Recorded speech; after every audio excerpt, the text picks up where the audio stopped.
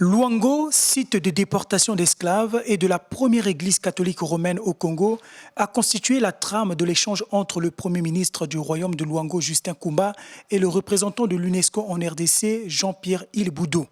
Les deux interlocuteurs se sont préoccupés de l'organisation des États généraux de l'histoire de ce site, considéré comme un patrimoine culturel mondial. Cette rencontre est préparatoire aux États généraux du royaume de Luango, qui est un site doublement historique pour l'UNESCO.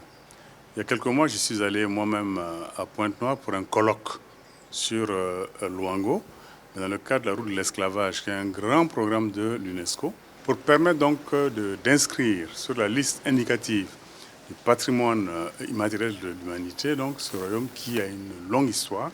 Nous parlons du XIIIe siècle, sa création, et qui, ma foi, a survécu aux intempéries. Pour ce cadre de l'institution onusienne précitée, la valorisation du site de Luango devrait passer par la réécriture de son histoire. Si nous arrivons nous-mêmes à nous asseoir pour réécrire cette histoire, même au niveau local, je crois que ça va contribuer vraiment à faire en sorte que notre histoire soit écrite par nous-mêmes et que nos enfants aient accès à cette histoire qui n'est pas une histoire biaisée.